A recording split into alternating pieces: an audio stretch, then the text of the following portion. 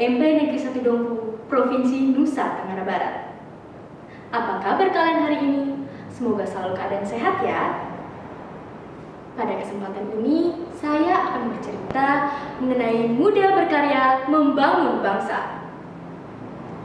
Berbicara tentang karya, meskipun usia kita yang masih sangat muda, itu tidak menjadi penghalang atau menjadi hambatan untuk kita bisa berkarya. Justru di usia saat inilah kita harus banyak berkontribusi pada negara. Kita harus lakuin apa sih untuk negara? Tidak perlu hal yang sulit, tidak perlu yang berat juga. Kita hanya perlu melakukan hal-hal kecil yang bisa kita lakukan setiap hari. Misalnya dengan rajin belajar, tidak bolos sekolah, dan melakukan hal-hal yang positif lainnya. Teman-teman tahu gak sih kenapa generasi muda itu harus berkarya? Apakah hanya untuk kepentingan diri sendiri, keluarga, atau untuk kepentingan negara dan bangsa ke depannya? Benar sih, karena berkarya itu akan berdampak pada diri kita sendiri, keluarga, dan pastinya untuk kemajuan bangsa dan juga negara. Kita pasti nggak mau kan kalau Indonesia tercinta ini kalah jauh dari negara lain? Dalam arti, generasi muda Indonesia juga harus berpotensi. Tapi memang sih, berkarya itu bukan suatu hal yang mudah. Akan ada banyak rintangan dan tantangan yang akan kita hadapi ketika kita ingin berkarya. Salah satu tantangan yang sering muncul, terutama bagi kita generasi muda, adalah rasa malas. Teman-teman pasti pernah merasa malas kan? Gimana sih cara mengatasi rasa malas? Apa dengan berdoa supaya rasa malas itu hilang? Bisa sih, tapi kita harus melakukan hal lain, yaitu dengan produktif setiap harinya.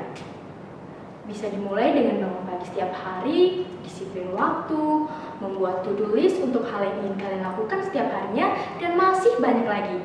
Kalian bebas ngelakuin apa aja, yang penting berkarya. Karena berkarya, kita akan bisa membantu negeri untuk lebih maju ke depannya.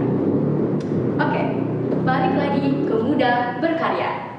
Muda adalah kita. Berkarya adalah membuat terobosan baru untuk membangun negeri.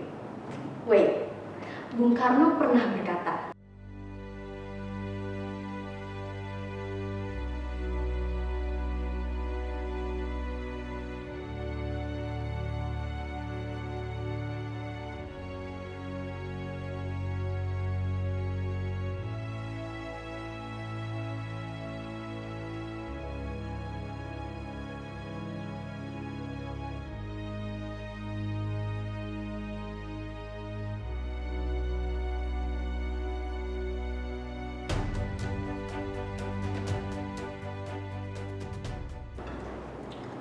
"Beri aku 1000 orang tua, maka akan kucabut semeru dari akarnya. Beri aku 10 pemuda, maka akan kuguncangkan dunia."